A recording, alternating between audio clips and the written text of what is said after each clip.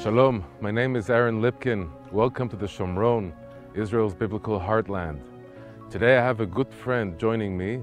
His name is Zach Waller. How are you, Zach? Doing great, Aaron. Good to be with you again today. Good to have you. So amazing to be right here in the land where we can see the Bible coming to life. Indeed, indeed.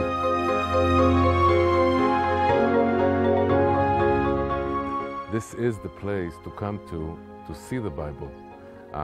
Just in this place where we are right now, we can see behind us Mount Gerizim on the left and Mount Ebal on the right.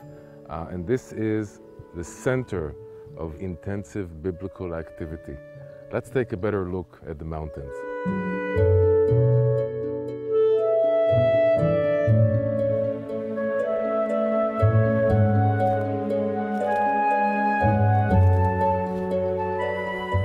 When the Lord your God has brought you into the land you are entering to possess, you are to proclaim on Mount Gerizim the blessings, and on Mount Ebal the curses. And when you have crossed the Jordan, set up these stones on Mount Ebal as I command you today, and coat them with plaster. Build there an altar to the Lord your God, an altar of stones. Do not use any iron tool on them. Build the altar of the Lord your God with field stones, and offer burnt offerings on it to the Lord your God. Sacrifice fellowship offerings there, eating them and rejoicing in the presence of the Lord your God.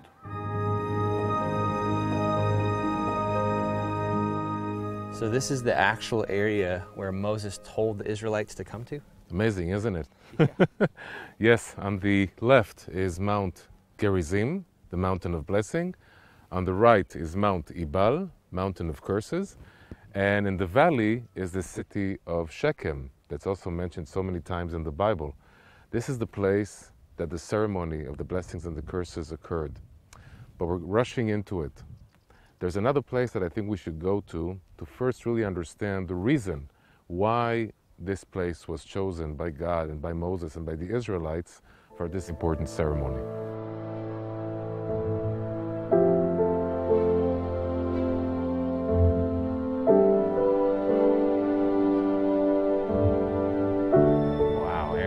Valley is so beautiful, it's so hard to even take in the mountains around here. The valley is just so much depth, and the grandeur of it is just really takes you back. Spectacular is the word. It's one of the most beautiful lookout points in Israel.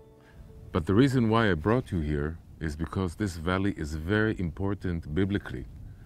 Now we have to understand geographically, if you wanted to come from the east and come to the city of Shechem, or Shechem in Hebrew, you had to pass through this valley. This is the main road to Shechem, to Shechem.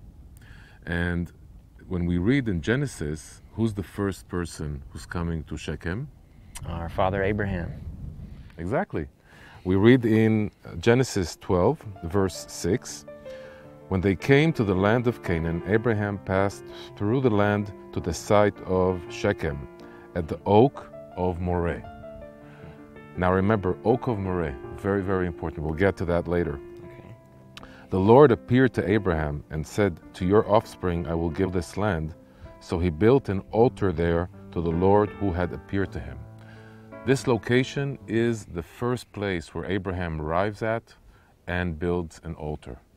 Wow. Okay, so listen to the text. Listen, the words altar, the words oak of Moreh, just like the oak behind us, beautiful oak. These are code words that are going to be used later. Okay. And let's go to Genesis 32. Who's the second person that comes to Shechem? So Jacob. Jacob works hard at Lavan's house, and he comes here and he passes through the Yabok Pass in the Jordan River, which we know for sure is the right way to come to the Tirzah Valley and to Shechem. And this is where Jacob comes. During the night, Jacob got up and took his 2 wives, his 2 slave women, and his 11 sons, and crossed the ford of Yabok. So we know where he crossed the Jordan River. And then, after Jacob came from Padan Aram, he he arrived at Shalem, near Shechem, in the land of Canaan, and camped in front of the city. He purchased a section of the field where he had pitched his tent from the sons of Hamor, Shechem's father, for 100 pieces of silver. And listen to this. And he set up an altar there and called it God, the God of Israel. The only way for Jacob to come here is through the Tirzah Valley, again. And what does Jacob do when he comes to Shechem? He comes and builds an altar. Again, the word altar. So he's basically doing the exact same thing that his grandfather Abraham did when he came in, the exact same process here. Indeed. Wow.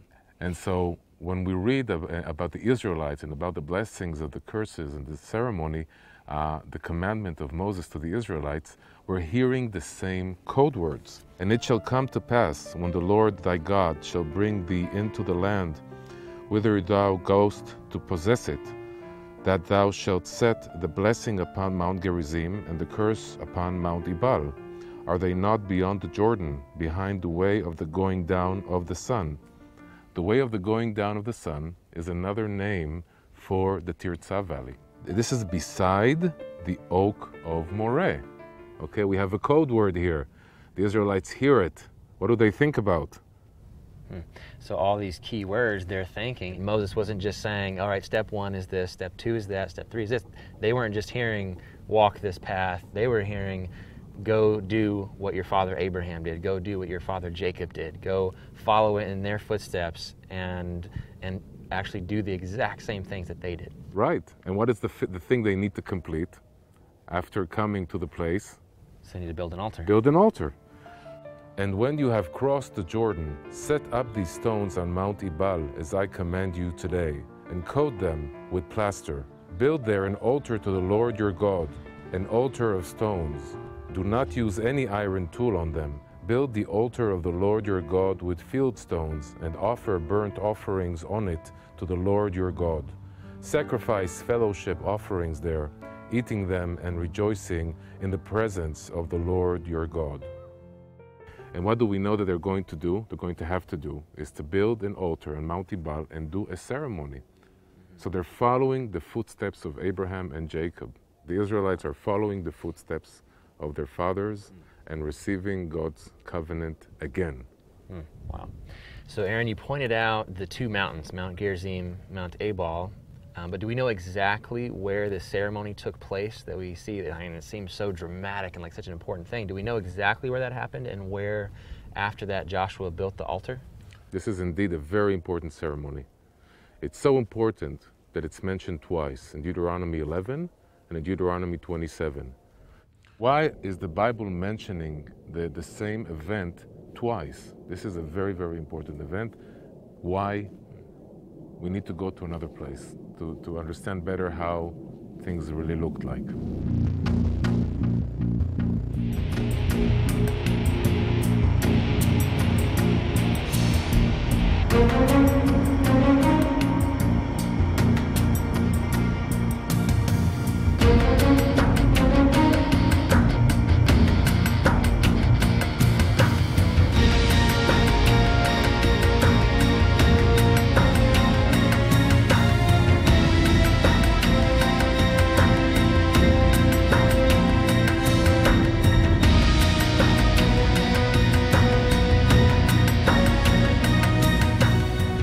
We are right now on Mount Gerizim at a place called the Joseph Lookout.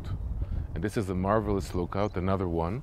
And this time what we see is the Arab city of Nablus sitting on the remains of the Roman city Neapolis. Nablus preserves the name Neapolis. We see the ancient city of Shechem, where all the biblical stories happened. Tell Shechem, the story of Dinah held by Shechem and his son, that happened in this city. Also, the tomb of Joseph is situated in this city. So this is a very important biblical landmark, but we didn't come for that. We came here for the ceremony of the blessings and the curses. I will read from Deuteronomy 27, verse 11. That day Moses charged the people, saying, when you have crossed over the Jordan, These shall stand on Mount Gerizim to bless the people: Simeon, Levi, Judah, Issachar, Joseph, and Benjamin. And these shall stand on Mount Ebal for the curse: Reuben, Gad, Asher, Zebulun, Dan, and Naphtali. And the Levites shall declare to all the men of Israel in a loud voice. And then we read the curses. How do you envision the ceremony, the blessings, and the curses happened in this place? Yeah, it's really amazing to be right here where you can see like the layout and how, you could see millions of people coming in, half the tribes going up on one mountain, half the tribes on the other, and the priests down in the valley. You could so see it happening right here in this spot. Right. This is a perfect place. And where would you look for the altar? If Moses commands to build the altar on Mount Ebal, where would you assume the altar would be? I guess it would make sense that it would be close by, right in this area, because they've got all the people here. The altar should be close by. On the southern slopes, exactly. And we have archaeologists coming here in the late 19th century and early 20th century, and they are looking for any evidence of this ceremony happening here. They're looking specifically for the altar that was built by Joshua. Remember, we had hundreds of thousands, possibly even millions, present in this event. There has to be a huge altar of some sort. There has to be some sort of evidence that was left back after this ceremony. But the problem is that the reports of these archaeologists were that they could not find any evidence for such an altar on the southern slopes of Mount Ebal. So what type of stuff were they looking for as they're coming and doing the dig? Archaeologists are looking for pottery, they're looking for clay, they're looking for ancient buildings, ancient ruins. And they did find some ancient ruins on the southern slopes, but nothing resembling an altar, and not from the time period that we're talking about, but from much later periods. And so there's a problem. Important ceremony, no evidence of it happening on the southern slopes of Mount Ebal.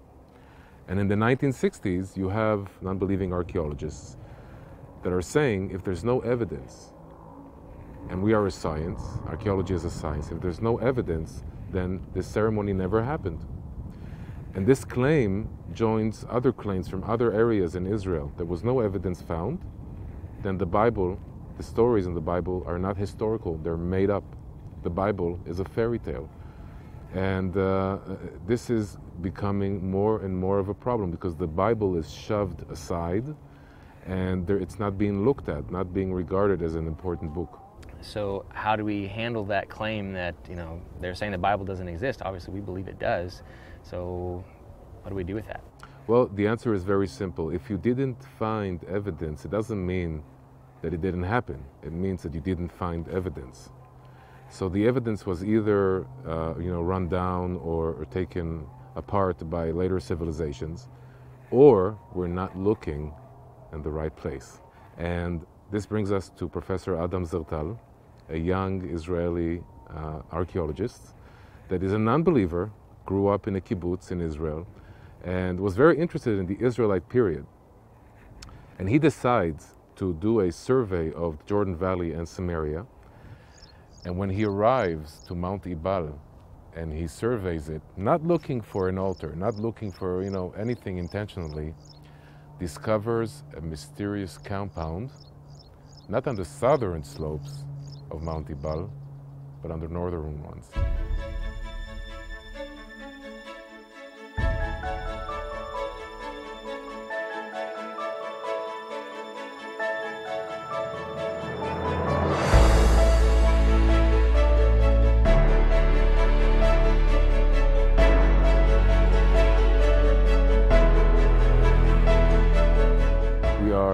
Right now on the northern slopes of Mount Ebal, which is on the opposite side of where everybody was looking for the altar.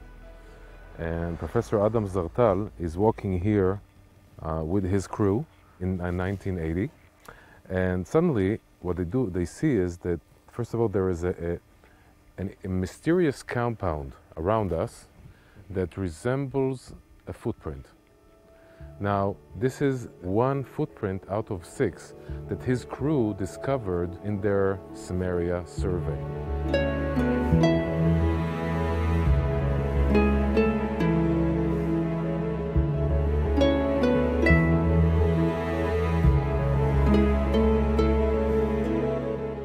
first of all, they are astounded, they're surprised. You know, another mysterious footprint formation. And then they're walking, and what they see thousands of pieces of pottery that they immediately date off the bat as being Israelite. So Professor Adam Zertal and his crew again are wow, oh my God, this is an Israelite site. They continue surveying this compound, and the most important thing that sticks out is a pile of stone with a lot of pottery around it. And Adam Zertal decides that he has to come with an excavation crew the next year and start digging this site, and specifically the pile of stone.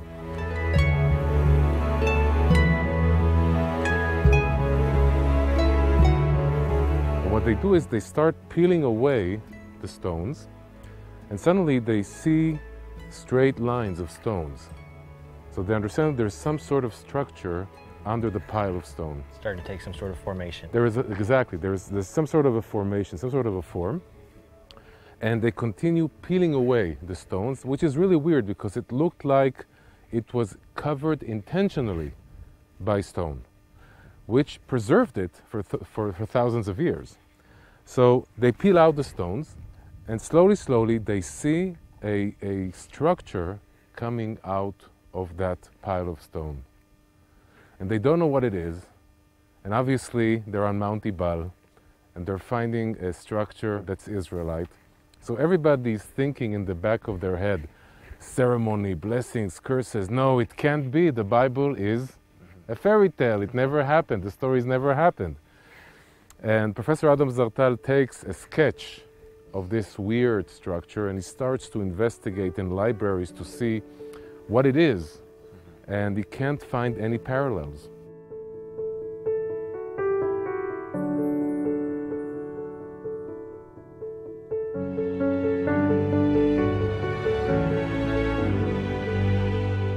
One night, he sits in the dining hall at Shavei Shomron with the sketch, and one of the Jews that lives there comes and sees the sketch, and he says to Professor Zertal, is that the structure, the mysterious structure you found on Mount Ebal? And he says, yes. And suddenly the Jew that saw it is full of fire, is on fire. He immediately runs and brings a book with him. What's in that book? A sketch of the Second Temple altar.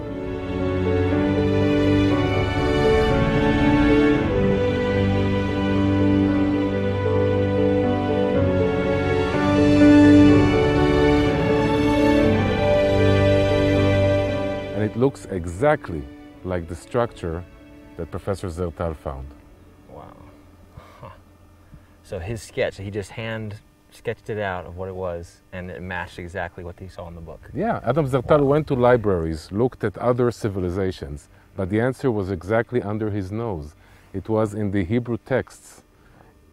The altar that in the Second Temple looks exactly like the structure that is here. Adam Zertal looks at this Jew and says, this changes everything. If this is Joshua's altar, then Joshua existed. And if Joshua existed, Moses existed. The Exodus happened, and the Bible is true. And the Jew looks at him and says, well, of course they're true. I'm just really laughing now, like God's sense of humor. It's like nobody looked here before, and then an atheist guy comes along and just like stumbles upon this like you said, a super important archaeological find. And right. So for him to just all of a sudden find it and not know what it was, and not try not to believe what it was, that's such a shows God's sense of humor. Right.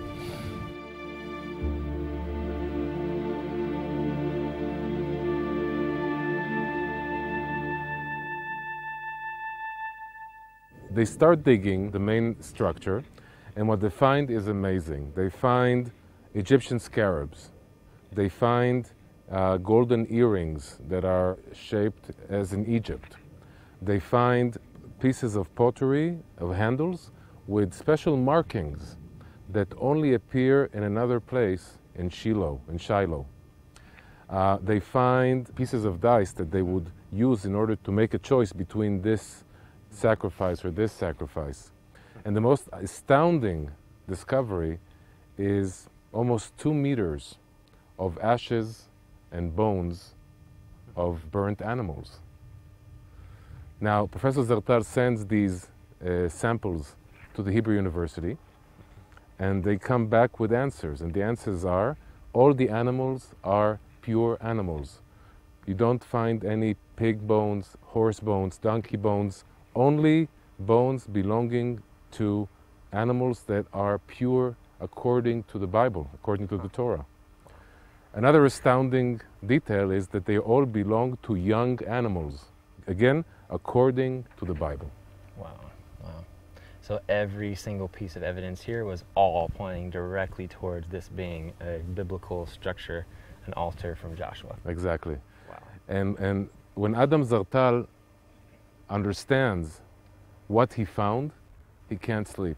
For 3-4 nights, he describes in his book that he cannot sleep, because this means that everything that he was taught in school, in Hebrew University, in Haifa University, everything suddenly is in doubt, okay? The Bible is a historical book. The historicity of the Bible suddenly is proven to be correct. What do you do? And you know, I like to call Adam Zertal the born-again archaeologist, because he was literally born again and got a new view of archaeology in Israel. Wow.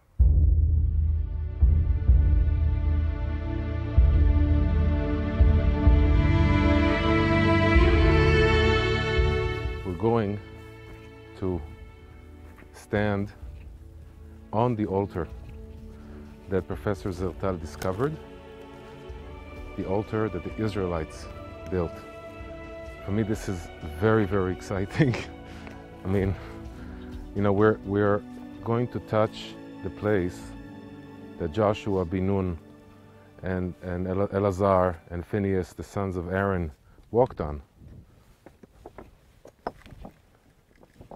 Now you'll notice that the stones of this altar are uncut stones, exactly as commanded by Moses. An altar of uncut stones. We see a central ramp that will probably be serving the high priest that would be sacrificing here. Then we see a secondary ramp that goes all around the altar, and this is for other priests to help out in the sacrificing of the high priest. And we see 2 courts on both sides of the ramps. These courts, they found vessels that probably contained vegetation, offering like fruits and oil and wine. And now, let's look at the altar itself. There were ashes and bones in this central structure, all the way up here. Wow, like that whole thing was full of ashes. Yes. And when they got here, this whole platform was sealed with stones. So they had to peel away the stones, and then they found the ashes inside with the bones of pure animals and young animals only.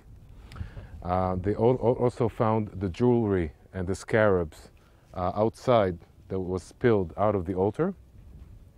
Another interesting thing that they found another altar inside this huge altar that apparently was the altar that sanctified this area for the bigger altar.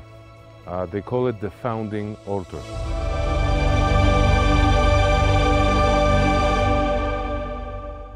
So Aaron, I'm just trying to understand, okay, we have an altar here, but it's on the Mount of Cursing. You would think that the altar would be on the Mount of Blessing. I mean, that's the Mount of Blessing, it's the Mount of Cursing.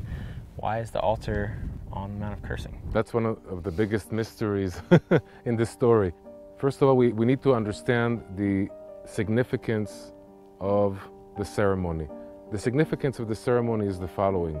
The Israelites just came out of 40 years in the desert.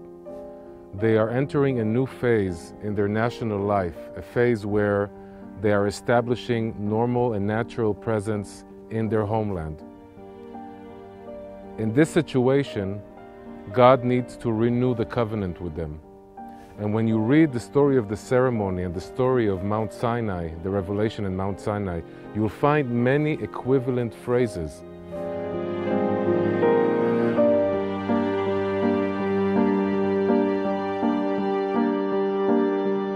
This is a second Mount Sinai, and God is telling the Israelites, I gave you freedom, the freedom to choose between good and bad, between the blessing and the curse.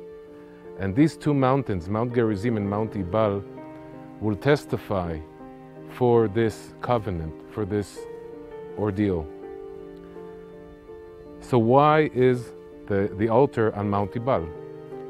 I think that this is a message of not just choice between bad and good.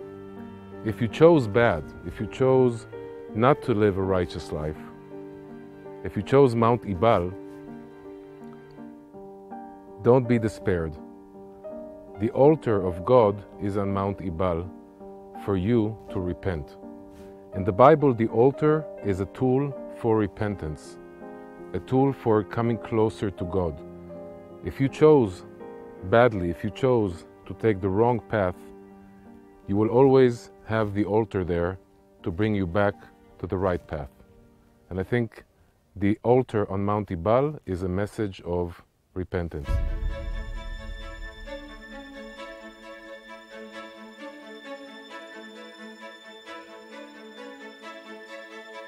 I want to hear what you got from today, what you think this ceremony holds.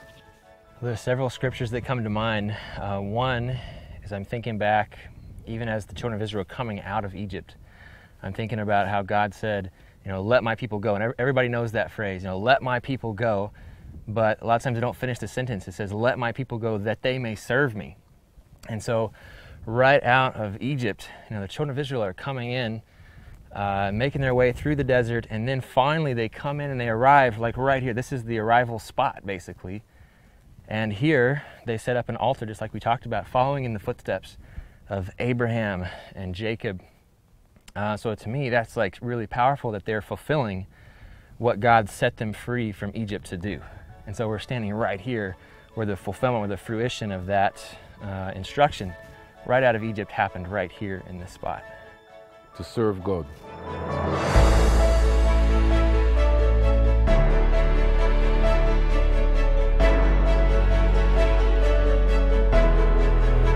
Imagine Israelites standing and sitting on this natural amphitheater looking over this compound and this altar. And the high priest is standing here reading the curses.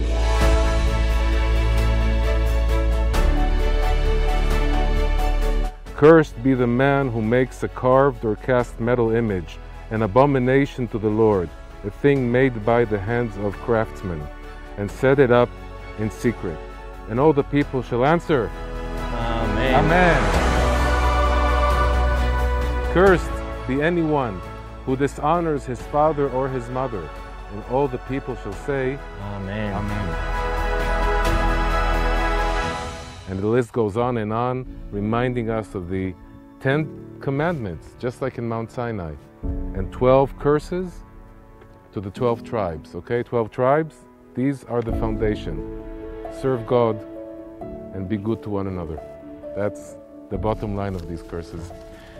Wow. I have one more idea that I'm thinking as we're here and we're at Joshua's altar. I'm thinking of the end of the book of Joshua, where he brings the children of Israel. He says, everyone gather up in Shechem, and which kind of doesn't make sense because they have Shiloh already set up, right? The tabernacle's in Shiloh, and they're gathering there 3 times a year for the feast. And so it makes sense for Joshua to gather everyone there. But he says, gather everyone together in Shechem, right here, just below where we're standing. And my thought is that maybe it's like, somebody that's having marriage difficulty, or whatever, having problems, and then maybe in a Christian circle, the pastor takes them, the counselor takes them back to the church and says, hey, this is where you made your vows, this is where what were you feeling at that time? And so I see Joshua bringing them here so that they can see along Moreh in Genesis 12, where God spoke to Abraham. They can see the amount of blessing, the amount of cursing, the vows that they made right here, agreeing to the blessings and cursings.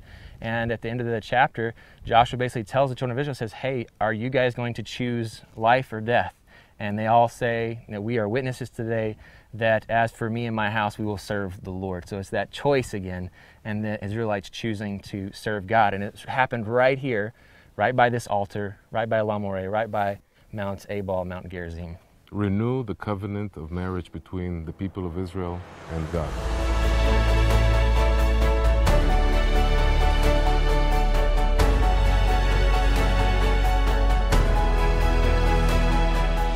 Today, as an Israeli Jew living in the land, I feel how, after we came back from such a long exile, we are again renewing our covenant with God by building and planting and developing this land and helping the world and becoming a beacon of light for the whole world, as prophesied in Isaiah.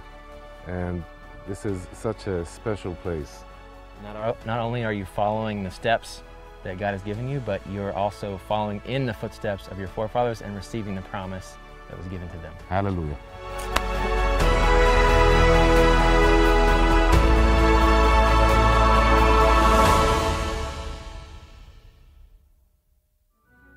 I invite you to come with Lipkin Tours to visit special sites that are off the beaten path. Sites that are very, very important and are in the Bible, places where you can stand and feel God. I invite you to come to Samaria, Israel's biblical heartland, where prophecy was told and where prophecy is fulfilled. Thank you.